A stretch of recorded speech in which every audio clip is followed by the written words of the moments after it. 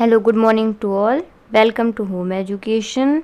जैसा कि बच्चों, हमारा अगला पेपर जो है इन्वायरमेंट का है, तो उससे रिलेटेड मैंने 2 वीडियो आपको दे चुकी हैं आप लोगों को, जिसमें पहली वीडियो मैंने इम्पॉर्टेंट क्वेश्चन की दी थी और सेकंड उसके सॉल्व की दी थी। ओके, तो जो मैंने इम्पॉर्टेंट क्वेश्चन दिए थे वो मैंने कई सालों के पेपर निकाल के दी है और अलग अलग यूनिवर्सिटी के पेपर मैंने सर्च किए थे, फिर आप लोगों को वो मोस्टिंग दी है। ओके, तो हर बार मैं मोस्टिंग दे दी थी, इस बार मैंने विथ सॉल्व दिया आप लोगों को। तो पहली यूनिट तो मैं दे चुकी हूँ सॉल्व। अब ये आपकी जो आज की वीडियो है उसमें मैं सेकंड चैप्टर है जो आपका, वो सॉल्व कराने वाली हूँ। ओके, तो चलिए स्टार्ट करते हैं। आपका पहला क्वेश्चन है जनसंख्या वृद्धि। अच्छा टॉपिक है, आप लोग देख लीजिए, पढ़ा भी होगा आप लोगों ने, लेकिन आप लोग पढ़ते थे, लेकिन आप लोग ये समझिए इसको कंसेप्ट कैसे लिखना है और बड़ा कैसे लिखना है आपको, और याद कैसे रखेंगे आप इसको। ओके, चलिए, ये है इसकी, सबसे पहले आपको डेफिनेशन देनी है इसकी। ओके, तो इसकी डेफिनेशन है, जब किसी क्षेत्र में रहने वाले व्यक्तियों की जो संख्या होती है आवश्यकता से अधिक हो जाती है तो उसे जनसंख्या वृद्धि कहते हैं। मतलब वृद्धि है, अब किस चीज़ की वृद्धि है? जनसंख्या वृद्धि। कुछ भी होगा, आप इतना समझेंगे, वृद्धि का मतलब होता है अधिक, आवश्यकता से मतलब जो अधिक हो जाए उसे जनसंख्या वृद्धि कहते हैं। बस आपको इतना याद रखना है। ओके, पहले आपको परिभाषा देनी, ठीक है। अब देखिए, इसका जो मोस्ट आता है सबसे ज़्यादा कि जनसंख्या वृद्धि किसे कहते हैं और कारण। तो अब देखिए आपको कारण, तो पहला कारण आपका होता है जन्म दर में वृद्धि, मतलब जन्म अधिक होना। सेकंड हो जाएगा आपका मृत्यु दर में कमी। फिर हो जाएगा प्रजनन दर का उच्च होना, अपने यहाँ जो है सबसे ज़्यादा है। फिर होता है अपने यहाँ पे कम उम्र में विवाह, मतलब कम उम्र में शादी कर दी जाती है। जब कम उम्र में शादी कर देंगे तो जनन की दृष्टि से भी वो जल्दी हो जाएंगे, मतलब बच्चे भी उनके जल्दी पैदा होने लगेंगे। ओके, फिर है निम्न सामाजिक स्तर, निरक्षरता, शिक्षा का ना होना, मतलब निरक्षरता का मतलब शिक्षा का ना होना। ओके, फिर है सामाजिक कुरीतियाँ, जैसे कि मुस्लिम महिलाओं में, मुस्लिम जातियों में जो होता है कि उनके यहाँ ऑपरेशन नहीं चलता, तो वो लोग, इस वजह से भी जनसंख्या वृद्धि होती है। फिर है अंधविश्वास कि एक बच्चा अच्छा नहीं होता इसलिए दो दो अच्छे नहीं होते, मतलब अपना अपना सबका कंसेप्ट रहता है।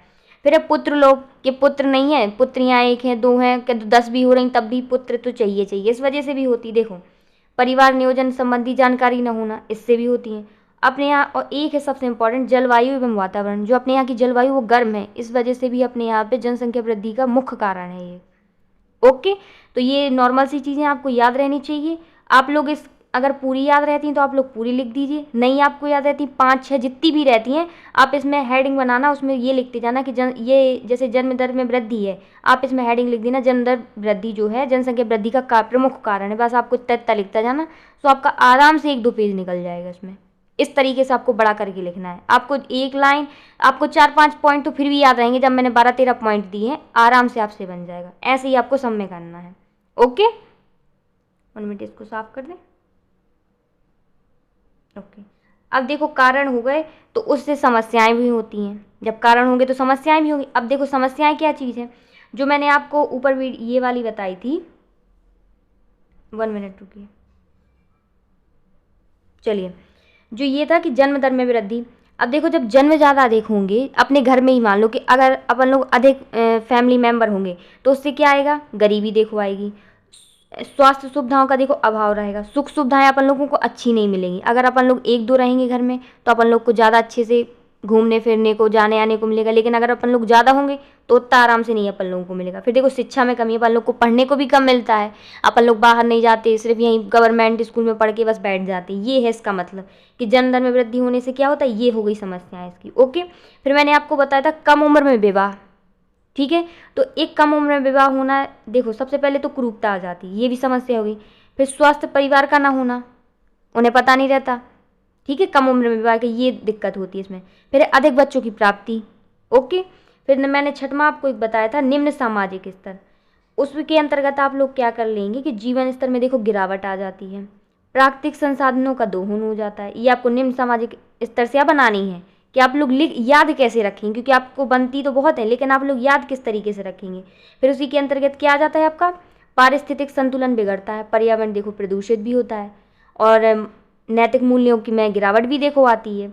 लिंग निर्धारण, आपको इतना याद रखना है, आप जो कारण याद करने हैं बस आपको जस्ट वैसे ही करते जाना कि कारण की वजह से और क्या क्या आपको समस्याएं होंगी, और आपको एक चीज़ अच्छे से याद कर लेनी है, आपकी दूसरी तीसरी चीज़ वैसे ही बनती जाएंगी। बस आपको क्लियर ये याद रखना है। ओके, मैंने आपको क्या क्या बताया था अभी? कारण, समस्याएं। अब देखो उपाय। अब उपाय भी तो अपन लोगों को ढूंढने पड़ेंगे। तो देखो, उपाय हो गया जब जन्म दर में कमी होगी, सही उम्र में विवाह का होना, पुत्र लोभ ना होना, शिक्षा को देखो जब बढ़ावा मिलेगी, सामाजिक कुरीतियों से हम लोग दूर रहेंगे, छोटे परिवार को महत्व देना, परिवार नियोजन अपनाना, मतलब ये जो संबंधी क्रिया होती है, लिंग निर्धारण पर रोक होनी चाहिए, यौन शिक्षा प्राप्त होनी चाहिए। ओके, ये जो मैंने आपको उपाय बताए बेटा, जो मैंने आपको कारण बताए थे, ये देखिए आपको जस्ट मिला लेना। आप लोग जस्ट मैंने जो कारण लिखे हैं उसी का जस्ट उल्टा किया है, तो आपके उपाय बन गए। आप लोग भी ऐसा कर लेना। तो कोई इसमें आपको, बल्कि 9 मैंने लिखे हैं, आप 15 भी लिख सकते हैं। जितने भी लिखे आपसे ज़्यादा बन जाए तो आप ज़्यादा भी लिख सकते हैं, और आप पॉइंट बाई पॉइंट लिखना तो आप पॉइंट बाई पॉइंट लिख सकते हैं। और आपको सिर्फ 5-6 याद रहते हैं तो मैंने जैसे आपको बताया कि इसमें जो आप हेडिंग लिखें उसमें डैश लगा के ये जनसंख्या वृद्धि का उपाय है, या कारण लिखते तो ये जनसंख्या वृद्धि का कारण है, जनसंख्या उत्पन्न समस्याएं, जो आप लिख रहे हो उसी में आप हेडिंग बना के लिख देंगे तो आपका वैसे ही पेज भरने वाला है। ओके, समझ आया आपको? मैं एक तरीका बता रही हूँ कि आप लोगों को लिखना किस तरीके से है और याद कैसे रखना है। ओके, चलिए आपका नेक्स्ट क्वेश्चन आता है यहाँ पे, जनसंख्या विस्फोट। मैंने एक पढ़ाया आपको जनसंख्या वृद्धि, देखो उसी से जस्ट रिलेटिव है विस्फोट। आपको नाम ही से समझ में आ रहा होगा, लेकिन आप एक बार देख लो इसकी परिभाषा। जब जनसंख्या दर इतनी तेज हो जाती है कि देश में उपलब्ध संसाधन आवश्यकताओं की पूर्ति नहीं कर पाते, तो इस स्थिति को हम क्या कहेंगे? जनसंख्या विस्फोट कहेंगे। ओके, समझ आया आपको? ये हो गई इसकी डेफिनेशन। और इसके साथ क्वेश्चन क्या आता है? कारण आता है, समस्याएं आती हैं, उपाय। जो मैंने आपको जनसंख्या वृद्धि में लिखवाई है वही आपको जनसंख्या विस्फोट में लिखना, कुछ नहीं करना है, क्योंकि मैंने आपको समझाया ये थोड़ी जनसंख्या वृद्धि से चीज़ ये घातक होती है। विस्फोट आपको नाम से ही समझ आ रहा होगा, वही आपको लिखना है, वही चीज़ है, वही चलेगा आपका। राइट, आपका सेकंड क्वेश्चन भी कंप्लीट हो गया। अब चलते हैं नेक्स्ट क्वेश्चन की ओर। ये देखो नेक्स्ट क्वेश्चन है आपका, कौन सा है? प्रदूषण। देखो प्रदूषण तो अपने यहाँ की सबसे बड़ी समस्या है ही है। देखो क्या है, मनुष्य के वातावरण में हानिकारक जीवन नाशक विषैले पदार्थों के एकत्रित होने को प्रदूषण कहते हैं। समझ आया आप लोग? देखो जब जनसंख्या अधिक होगी तो प्रदूषण भी अधिक होगा, आप वैसे ही समझ सकते हैं। तो ये इसकी डेफिनेशन आपको लिखनी है। अब आपने प्रदूषण के प्रकार वगैरह भी पढ़ेंगे, तो ये देखो प्रकार भी लिखा है, ये निम्नलिखित प्रकार के होते हैं। अब देखिए इसका वर्णन पढ़ते हैं हम लोग। पहले आपको प्रदूषण से पहले एक हेडिंग आप लोग और अच्छे से पढ़ लेना। प्रदूषक किससे कहते हैं? वे पदार्थ जो प्रदूषण फैलाते हैं उसे हम क्या कहते हैं? प्रदूषक। समझ आया आप लोग को? तो पहला हमने लिखा है वायु प्रदूषण। क्या लिखा है? वायु प्रदूषण। ओके, ये देखिए इसकी पहले आपको लिखनी है डेफिनेशन। क्या होगी? वायु में हानिकारक प्रदूषकों के, ये मैंने सेकंड बार लिख दिया, सॉरी। वायु में हानिकारक प्रदूषकों के एकत्रित होने को वायु प्रदूषण कहते हैं। आया समझ में? ये हो गई आपकी डेफिनेशन बेटा। अब आपको क्या करना है, देखो इसकी भी ज़्यादातर कारण, उपाय, हानियाँ, ये सब चीज़ें आती है। देखो कारण, वायु प्रदूषण किन किन चीज़ों से होता है? देखो पहले तो दहन समझ लो, आप जलाते हो कोयला, कच्चा कोयला, ईंधन, और चूल्हे से खाना बनाना, ये होता है ना धुआं, इसको कहते हैं दहन, तो इससे भी होता है। फिर देखो सेकंड है औद्योगिक उत्सर्जन, उद्योग से जो निकलता है भाप, कचरा, इससे जलाते हैं तो फैक्ट्रियों से जो निकलता है उससे भी देखो वायु प्रदूषण होता है। ठीक है। अब देखो सामाजिक जो क्रियाकलाप होती हैं बेटा, जैसे अगरबत्ती, हवन, अलाव, पराली, वाहनों का धुआं। अब देखो आप लोग समझोगे कि अगरबत्ती से कैसे होगा, तो बेटा जब इतनी बड़ी जनसंख्या है, हर घर से निकलने 2 सुबह शाम, तो वायु प्रदूषण तो होगा ही, ये मतलब है। हवन हर घर में होने दो, और कितनी जनसंख्या भारत की तो वैसे ही जानते हो सबसे ज़्यादा जनसंख्या, ये मतलब है कहने का। सेकंड है पर्यावरण विकिरण। देखो फिर पर्यावरण विकिरण में क्या आ जाता है? वनों की कटाई। जब वनों की कटाई नहीं होगी, वनों की कटाई हो जाएगी तो भी होगा। और सबसे देखो आप लोग जानते होंगे, जब अपन लोग की होली आती है, त्यौहार आते हैं, तो अपन लोग पटाखे फोड़ते हैं, आतिशबाजी करते हैं, गोली वगैरह चलती है, तो इससे वायु प्रदूषण होता है। आप ये भी कारण में लिख सकते हैं। हमने ये थोड़ी कहा कि हम जितने लिख रहे हैं वही है, आपको जो भी याद आते जाए आप लिख सकते हैं। ओके, तो ये हो गए बेटा आपको कारण। अब इन्हीं को आप याद रखे रहना, इन्हीं का जस्ट आपको उल्टा करते जाना है। उपाय में। ओके, तो उससे पहले आप लोग पढ़ लो हानियाँ। देखो, जब वायु, जो वायु मतलब क्या होता है, हवा। अब जब हवा प्रदूषित होगी तो अपन लोग हवा में सांस लेते हैं, तो अपन लोग को क्या होगा, सांस लेने में देखो कठिनाई होगी। सांस लेने में जब कठिनाई होगी तो देखो मतलब इसका इफेक्ट स्वास्थ्य पर अपने पड़ता है। ओके, तो अपन लोग एक ये कह सकते हैं कि मानव स्वास्थ्य में हानि होना, आप ये भी डायरेक्ट लिख सकते हो, लेकिन अपन लोग एक एक पॉइंट लिखते जा रहे हैं। जैसे आंखों में जलन होना, टीबी व कैंसर रोग, जलवायु परिवर्तन, आयु में जब कमी हो जाएगी इसी वजह से, अशुद्ध वातावरण अपन लोगों को मिलेगा। जब हवा शुद्ध नहीं मिलेगी तो अशुद्ध वातावरण कहलाएगा, मिट्टी पर प्रभाव पड़ेगा, वर्षा की देखो कमी हो जाएगी, मृदा का अपरदन होगा, पारिस्थितिक जो अपना कहते नहीं संतुलन बिगड़ जाएगा, उसी वही है। और जीव जंतुओं पर संकट, क्योंकि जीव जंतु कहाँ बैठते हैं, जब सांस नहीं मिलेगी तो उन पर भी देखो संकट आएगा, मनुष्य पर आएगा तो जाहिर सी बात है जीव जंतुओं पर भी आने वाला। ये हो गई इसकी हानियाँ। मैंने क्या कहा था, आपको जस्ट उसी को देख देख के बनाना है, क्योंकि जब देखो वनों की कटाई होगी तो पेड़ों पर ही तो पक्षी बैठते हैं, जानवर पत्तियां खाते हैं। जब पेड़ ही नहीं होंगे तो उन पर भी संकट आएगा और मनुष्यों पर भी आएगा, क्योंकि हम लोग सांस किससे लेते हैं, पेड़ पौधों की वजह से। बस यही बात है। अब देखो जो मैंने आपको कारण बताए थे, जस्ट आपको उसी का करना। देखो वनों की कटाई बताई थी तो आप इसमें कर दोगे वृक्षारोपण, ये सभी में चलेगा, ये इंपॉर्टेंट है। प्रदूषण पढ़ रहे हैं, उपायों में आप वृक्षारोपण कर दीजिए, कोई गलती नहीं होगी। ओके, अब देखो औद्योगिक उत्सर्जन था तो इसमें आ जाएगा, सेकंड आ जाएगा औद्योगिक संयंत्रों में फिल्टर, कि जो कचरा निकलता था उससे प्रदूषण फैलता था। अब अपन लोग फिल्टर लगा देंगे कि उद्योग में, तो अपना जो कचरा निकलेगा वो साफ होकर निकलेगा, तो इससे कम प्रदूषण होगा, ये मतलब है। अब देखो जो कारखाने हैं, कारखानों से तो होता ही है, लेकिन ओके, और देखो ये वाला जो है कारखाने आबादी से दूर, मतलब बीच नगर में नहीं, कहीं दूर मैदानों में स्थापित करना कारखानों को, ये है उसका मतलब, तो प्रदूषण कम होगा। ओके, फिर कारखानों की जो चिमनियाँ होती हैं उनको ऊंचा रखना, वो ऊपर रखेंगे तो डायरेक्ट हवा ऊपर होगा, अपने यहाँ नहीं मिलेगा जहाँ अपन लोग रहते हैं, तो थोड़ी ऊपर रखेंगे तो उससे कम प्रदूषण होगा, ये है मतलब इसका। अब देखो सामाजिक क्रियाकलापों पर नियंत्रण, हमने जो आपको सामाजिक कारण में बताया था, क्रियाकलाप जो होती हैं जैसे अगरबत्ती, हवन, अलाव, पराली जलाना, वाहनों का जो धुआं, ये चीज़ें वगैरह, वाहनों का धुआं आप लोग अलग से पॉइंट बना लीजिएगा। ओके, तो जो सामाजिक क्रिया इन पर थोड़ी कम, जैसे कि अपन लोग हर घर में करते हैं तो अपन लोग समूह के रूप में करेंगे तो जिससे कि कम प्रदूषण होगा। ये नहीं मैं कह रही कि बिल्कुल नहीं कह रहे भाई, ऐसा कोई बात नहीं है, मैं कह रही थोड़ा कम करें जिससे कि प्रदूषण कम हो सके, ये बात है इसमें। ओके, फिर जैसे ये वाहनों वाला मैंने आपको बताया था, तो तेज वाहन वालों का उपयोग ना करें, इससे वायु प्रदूषण भी होता है, ध्वनि प्रदूषण दोनों होता है, लेकिन इसमें लिखेंगे आप लोग। ओके, फिर एक ध्वनि विस्तारक यंत्रों पर रोक, इससे वायु प्रदूषण भी होता है, क्योंकि जब वायु जाएगी उससे भी दिक्कत होती है। फिर जो प्रदूषित वाहन है उनको, उन पर भी रोक लगे, जो ज़्यादा धुएं नहीं फेंकते हैं, तो उन वाहनों का अपन लोगों को उपयोग नहीं करना चाहिए। ठीक है, तो मैंने आपको समझाया था कि जो आप कारण अगर अच्छे से समझ लेंगे तो आपसे बाकी सब बन जाएंगे, आपको यही सब में करना है। ओके, तो आपका वायु प्रदूषण हो गया। अब देखिए जल प्रदूषण। ओके, तो जल प्रदूषण आपका है कि जलीय वातावरण जैसे नदी, तालाब, झील आदि में जो नुकसानदायक पदार्थ नहीं होते उनको अगर एकत्रित हो जाएंगे तो उससे भी जल प्रदूषण होता है। जैसे कि अपन लोगों के यहाँ पे जैसे नदी तालाब होते तो अपन लोग घर का कचरा और ये उद्योग का कचरा डाल देते हैं, जिससे कि हमारा जल प्रदूषण होता है। फिर अपन लोग पीते हैं, जानवर पीते हैं, तो इस वजह से जल भी प्रदूषण होता है, इसलिए हम लोगों को जल प्रदूषण नहीं करना चाहिए। ओके, अब क्या है, इसके भी आप लोगों को कारण पढ़ने, क्योंकि ये कारण हानि सब इकट्ठी आती हैं, क्योंकि इसके अलग अलग वर्णन टिप्पणी के रूप में आता है, तो आपको एक एक के हिसाब से तय लिखना है कि आपके 2-3 पेज भर जाएं। ओके, तो आपको इसके भी कारण देखने, देखो घरेलू अपमार्जक, वाहित मल, औद्योगिक रसायन, ईंधनों का जल में मिलना, जल शोधन, वही चीज़ मैंने आपको समझाई। घरों का जो कचरा होता है, औद्योगिक रसायन होते हैं, देखो ईंधनों का जलना, जैसे कि कोयला वगैरह, इनको पानी में मिला दिया जाता है, और जब जल को शुद्ध करते हैं तो उसमें बहुत ज़्यादा मतलब रसायन मिला दिए, तो इससे भी जल प्रदूषण होता है, कि जल को ज़्यादा साफ करने के चक्कर में भी इस वजह से भी जल प्रदूषण होता है।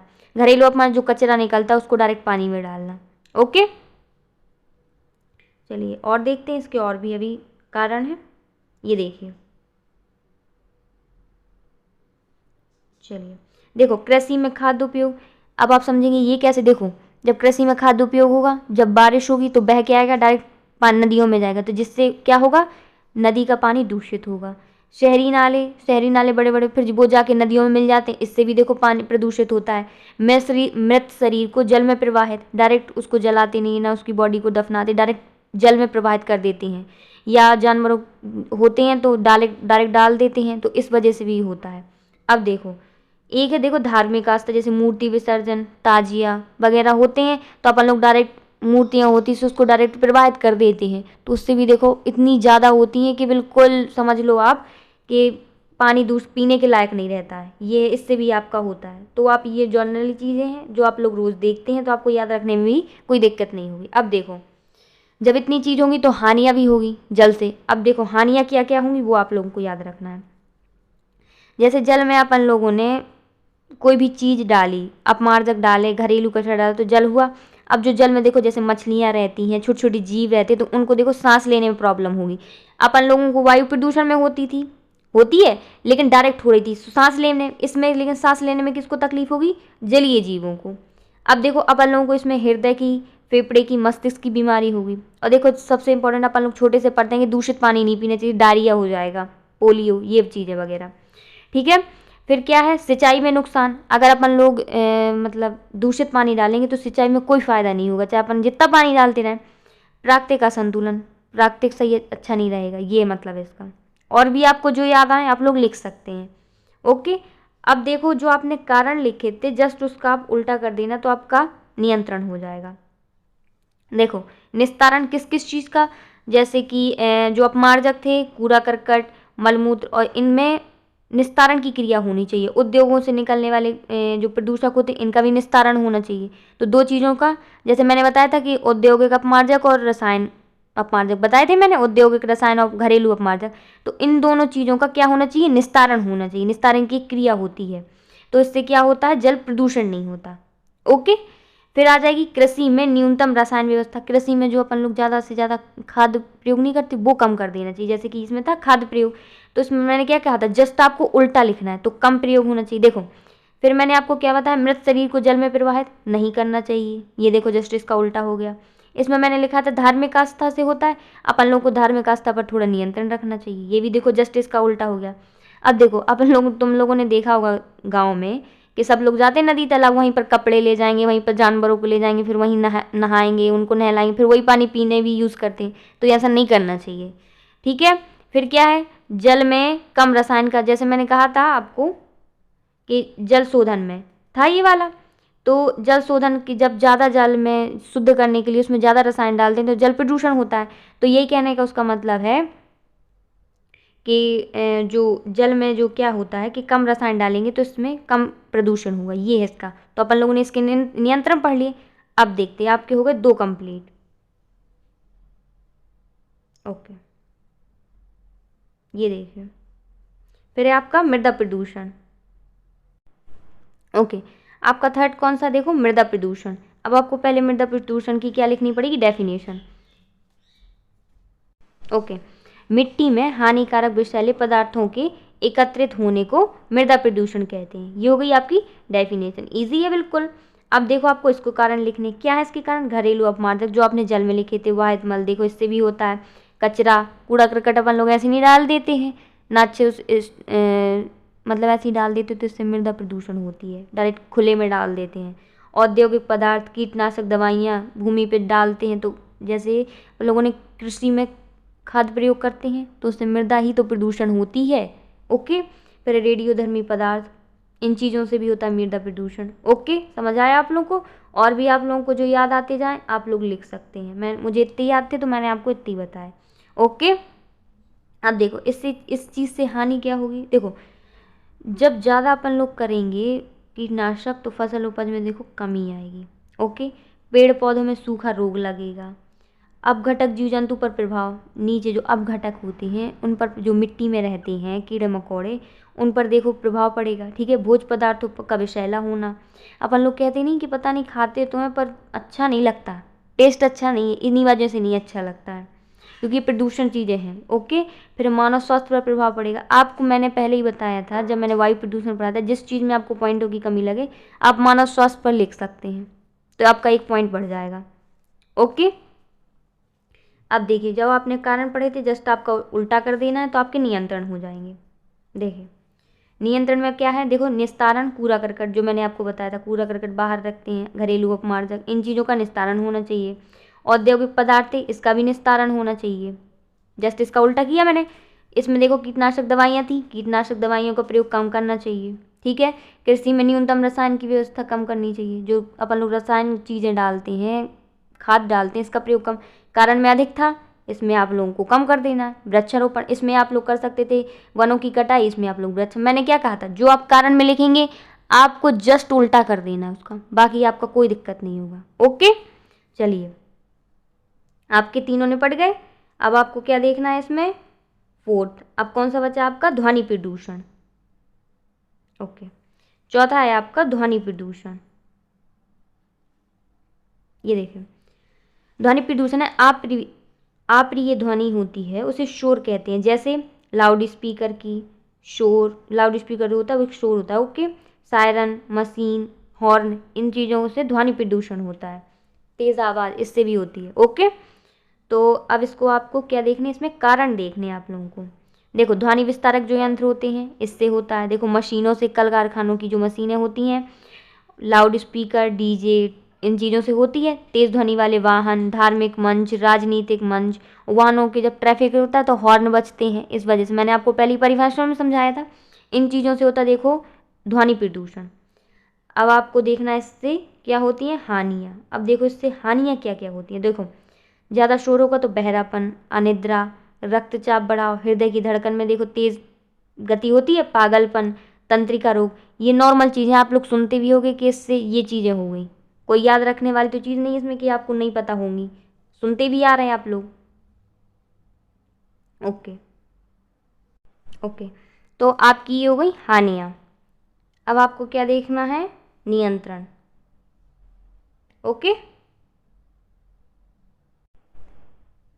अब आपकी क्या बची है, नियंत्रण। ये देखिए, मैंने क्या बोला था, आप कारण से जस्ट देख के बना सकते। जैसे देखो, गाड़ियों में साइलेंसर का प्रयोग, जो तेज़ ध्वनि वाले वाहन होते हैं उसमें आप साइलेंसर का प्रयोग कर सकते हैं। ध्वनि अवशोषक पदार्थ, जैसे ध्वनि विस्तारक यंत्र, इनमें कम करके जो अवशोषक पदार्थ होते हैं उनका उपयोग करना चाहिए। वृक्षारोपण हम लोगों को करना चाहिए। शोर नियंत्रण कानून का बनाना चाहिए, जिससे कि ज़्यादा शोर हो तो उसमें कानून होना चाहिए कितना हो। रैलियों में भी देखो नियंत्रण होना चाहिए, जैसे रैलियाँ होती तो कितना शोर होता है, ये भी एक कारण है। ओके, आपको जो जो याद आए, आपने जो जो देखा हो, लगभग लगभग देखते भी हो, नॉर्मली जानकारी भी होगी। वैसे 5-6 हैं, बता दिए, इतने भी बहुत हैं। इसके थोड़ी मतलब आप लोग भी पढ़ते हैं, आप लोग कमेंट में लिख सकते हैं कि ये भी मैम है, तो सब बच्चे भी पढ़ लेंगे। ओके, आपको जो जो याद आ जाए लिख सकते, वरना इतने तो काफ़ी हैं आप लोगों के लिए। ओके, तो आपका जो सेकंड चैप्टर था वो भी मैंने आपको करवा दिया कंप्लीट। अब मैं जो नेक्स्ट वीडियो दूंगी उसमें आपका जो तीसरी यूनिट है यानी तीसरा चैप्टर है वो मैं आपको सॉल्व बताऊंगी उसमें। ओके बेटा, थैंक यू।